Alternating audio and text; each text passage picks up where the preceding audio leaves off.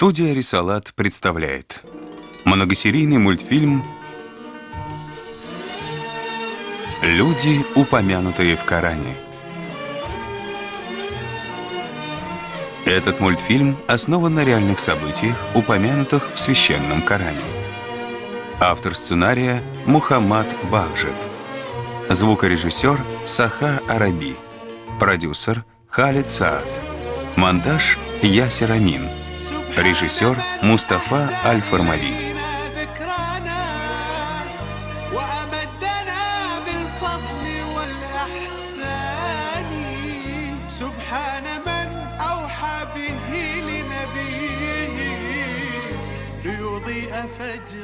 Сценарий был одобрен исламскими учеными Университета Аль-Азхар. Серия 11. Часть 2.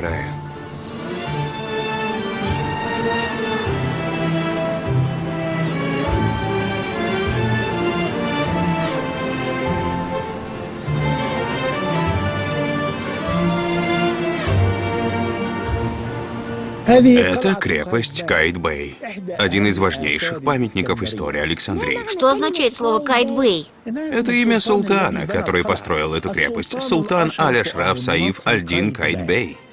Красивое место. Изначально здесь находился древний Александрийский маяк. Потом произошло сильное землетрясение в 702 году по хиджре, во времена султана Ибн Тулуна, и маяк разрушился. Потом пришел султан Каид-Бэй, чтобы построить себе крепость на этом месте. Именно так. А где рыба, которую ты нам обещал, Люлю? Кажется, это его очередная выдумка.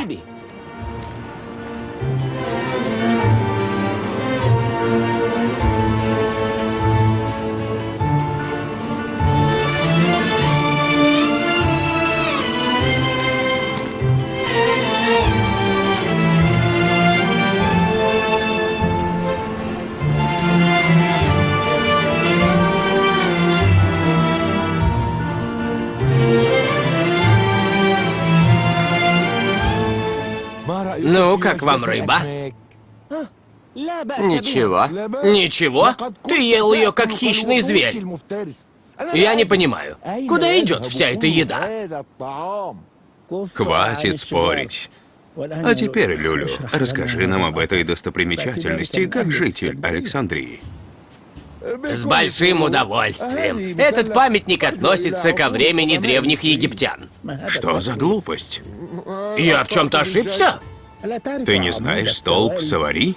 И ты еще говоришь, что помнишь каждую пять города. А какова его высота? Его высота 720 метров, и он считается самым высоким памятником в мире. И какая от него польза? Это просто символ, построенный, чтобы увековечить память об императоре Диоклетиане в 13 веке по христианскому летоисчислению. Смотрите, да это же все надгробный памятник. Несмотря на то, что он не похож на надгробие, он символ смерти. И от хозяев этих надгробий в памяти остаются только благие деяния.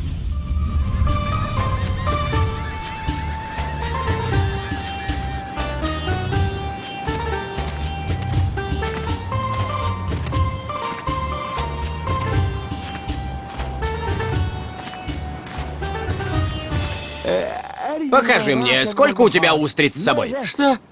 Ты не насытился после всего, что съел? Это лишь устрицы для закуски.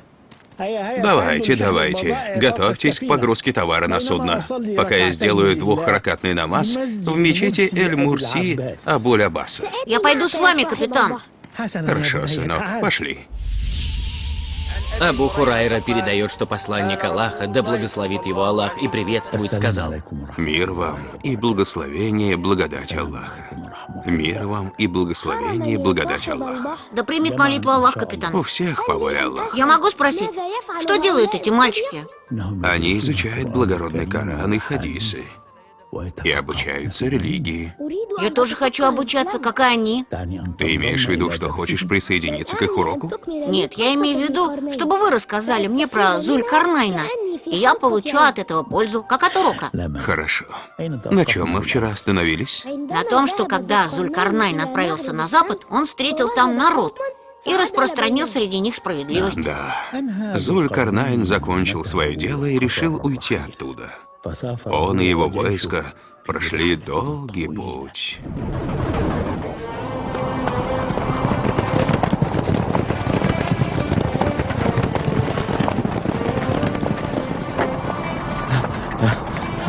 Господин, мы устали. Войско и лошади тоже нуждаются в отдыхе. Прикажи им остановиться. Господин командующий, мы идем уже много дней, не зная направления. Мы воюем на пути Аллаха, Укал. А направляемся мы туда, где хоть кому-либо нужна наша помощь. А почему мы выбираем труднодоступные места? Живущие во дворцах и садах не нуждаются в нас. Но мы должны противостоять им, когда они бесчинствуют. Бедные. Вот наша цель, которую мы ищем. За этими горами, господин, только леса. Там живут лишь дикие звери. Это не так. Там люди, которые живут во тьме. И мы должны сделать все возможное, чтобы помочь им.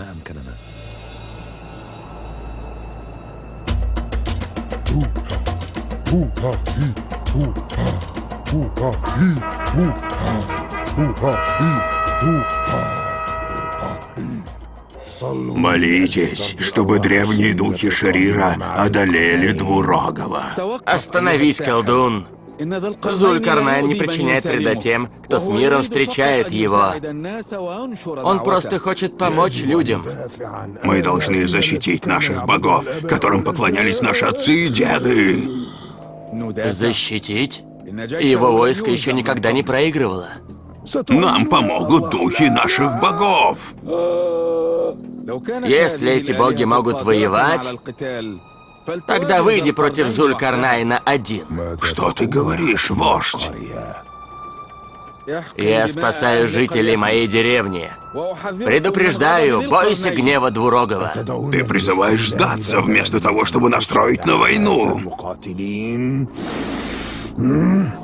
Я делаю то, чего требует разум и мудрость. Мы встретим Зулькарнайна как великого правителя и прислушаемся к нему. И если он призовет к благому, мы последуем за ним. Какой позор! Позор! Я уйду из этой деревни. И забери с собой свои амулеты и талисманы. И больше не возвращайся. А мы пойдем своим путем.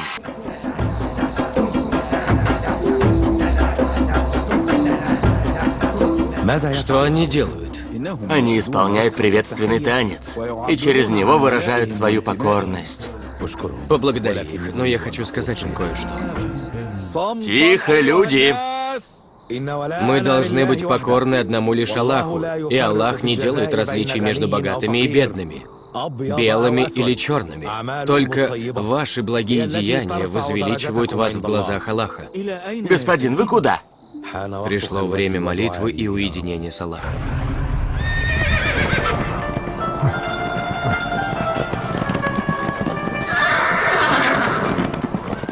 Объезжайте лошадей так, как я вас учил. У меня есть вопрос, господин командующий. Спрашивай. Откуда вы узнали все это? Как охотиться и приручать зверей, лечить людей, строить дома и возделывать земли? Это благодаря одному лишь Аллаху. Он мне дал все знания и средства и указал верный путь. Вы все так же тверды в намерении уйти. Мой долг здесь выполнен. Тогда позвольте мне предложить вам кое-что. Что же?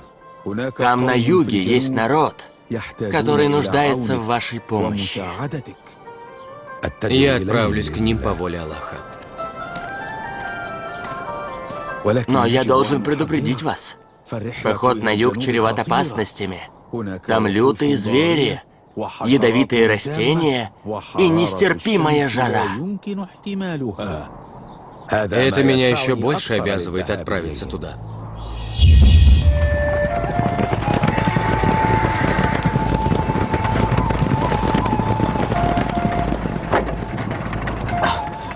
Жара невыносима. Завтра ты привыкнешь к ней. Мы останемся здесь до завтра. Мы встанем здесь лагерем, чтобы обучить людей и дать им те знания, которые даровал нам Аллах. Какие жители, господин? Здесь, кажется, никто уже не живет. Разве человек может жить под этим палящим солнцем? Не спешите. Возможно, они опасаются нашего присутствия. А где же они прячутся? Здесь нет ни шатров, ни строений. Они там. Как странно они себя ведут. Мне кажется, они спасаются от сильной жары. А где их дома? Это кочующие люди. Они никогда не видели прежде домов, и никто не учил их строить дома. А как же они тогда спят? Их необходимо обучить. Прикажи воинам поставить шатры.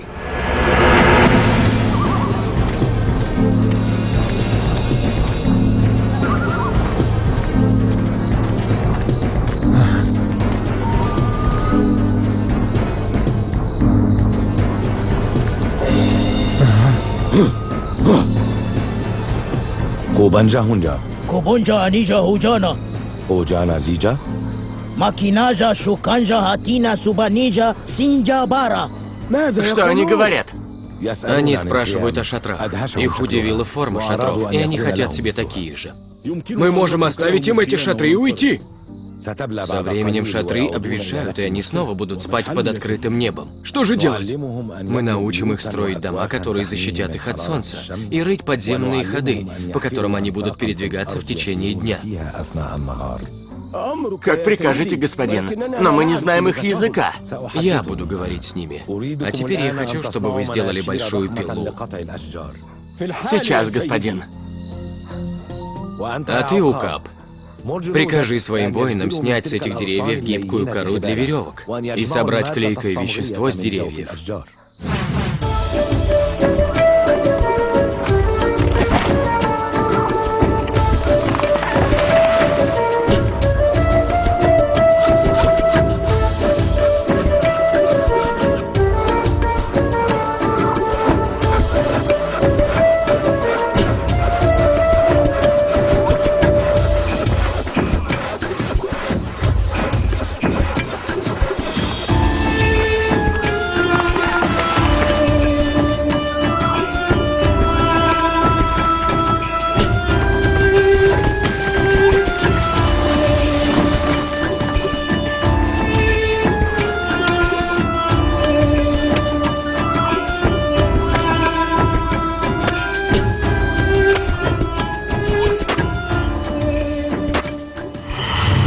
Они могут хранить здесь семена и фрукты и переходить на другую сторону леса. Главное, чтобы они поняли цель строительства этих подземных ходов. Будь осторожнее, когда говоришь перед ними. Почему? Потому что мы выучили некоторые слова. Зулькарнайн научил нас вашему языку. Это научит тебя, Батар, быть осторожным в своих словах. Вы понимаете, зачем мы вырыли эти подземные ходы? Да, конечно же. Также ваш командующий научил нас молиться Господу небес и земли. Ты все еще думаешь, что мы зря потеряли наше время в этом месте? Простите меня, мой господин. Да вознаградит вас Аллах благом за нас и за них. Пойдемте, поднимемся и проведем ночь в их новых жилищах.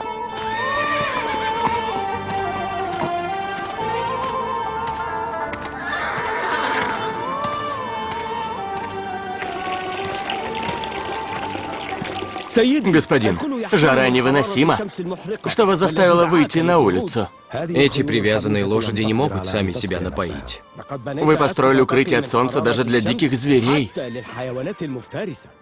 Аллах сотворил их такими, а одарил разумом нас, а не их. И наш долг — использовать наш разум на благо всех его творений. Позвольте мне помочь вам, господин. Я не устал, а ты иди отдохни. Ночью нам предстоит долгий путь. Мы не забудем вас, Зулькарнайн. Благодарю. Не забывайте меня в своих мольбах. Мне просить за тебя? Кто знает, кто из нас праведнее. Этот подарок не сравнится с тем, что вы сделали. Но это лучшее, что есть у нас. Это золото мне не нужно. Возможно, оно порадует женщин вашего племени. Вы возвращаете наш искренний подарок? Я оставлю вам золото, но возьму деревянный сундук, который вы сделали для меня, чтобы не возвращать ваш подарок. Как мне найти вас, если я захочу навестить вас? Не знаю. Как вы видите, я не сижу на одном месте. Надеюсь, вы будете в добром здравии. Унджа. И тебе мир, благородный полководец. Именем Аллаха, милостивого ко всем на этом свете и лишь к уверовавшим на том свете. Когда он прибыл туда, где восходит солнце, он обнаружил, что оно восходит над людьми, которым мы не установили от него никакого прикрытия. Вот так. Мы объяли знанием все, что происходило с ним. Потом он отправился в путь дальше. Истину говорит великий Аллах. Походы Двурогова на этом закончились? Нет, остался удивительный поход. Как это? Ведь он уже был на Западе, где помог угнетенным, а затем на Востоке, где невыносимая жара.